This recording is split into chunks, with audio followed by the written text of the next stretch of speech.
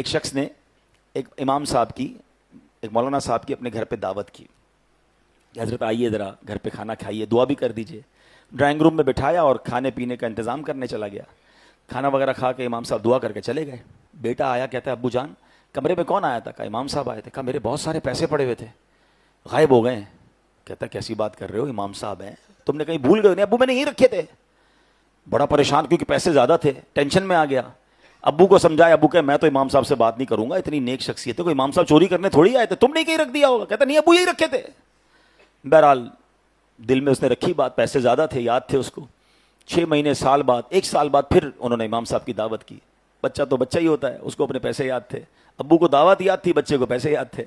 جیسے امام صاحب آئے تو ابو کھانا لینے گئے تو اس نے کان میں امام صاحب سے پوچھ لیا، امام صاحب ایک بات کہوں، ناراض مت ہوئیے گا۔ بولو بیٹا کیا مسئلہ ہے؟ کہا پچھلے سال بھی آئے تھے نا، میرے کچھ پیسے تھے، بڑے زیادہ پیسے تھے، آپ جب سے گئے وہ پیسے نہیں مل رہے، آپ ناراض مت ہوئیے گا، میں آپ کو کچھ کہہ نہیں رہا، آپ کو نظر آئے تھے۔ یہ سن کر امام صاحب رونے لگ گئے۔ اتنی دیر میں والد صاحب بھی آ گئے۔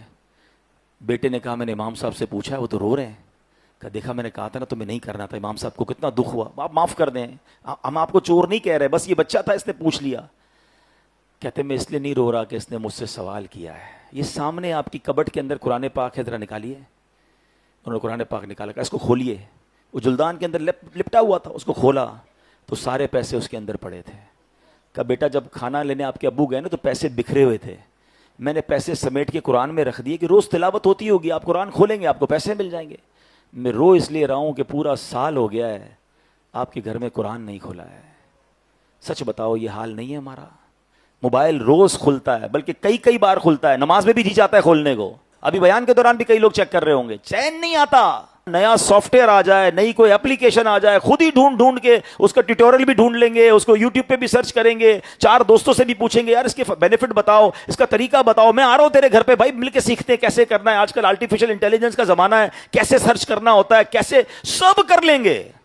قرآن کے بارے میں یار ابھی تو واقعی مشکل ہے، اب تو کیسے پڑھیں؟ یعنی جس کو نہیں کرنا نا، ایک جملہ یاد کر لیں، امیر علیہ سنت کا بڑا تاریخی جملہ ہے۔ آپ فرماتے ہیں جس کو کرنا ہونا اس کے لیے راستے بہت، جس کو نہ کرنا ہو اس کے لیے بہانے بہت۔ فیصلہ آپ کر لیں۔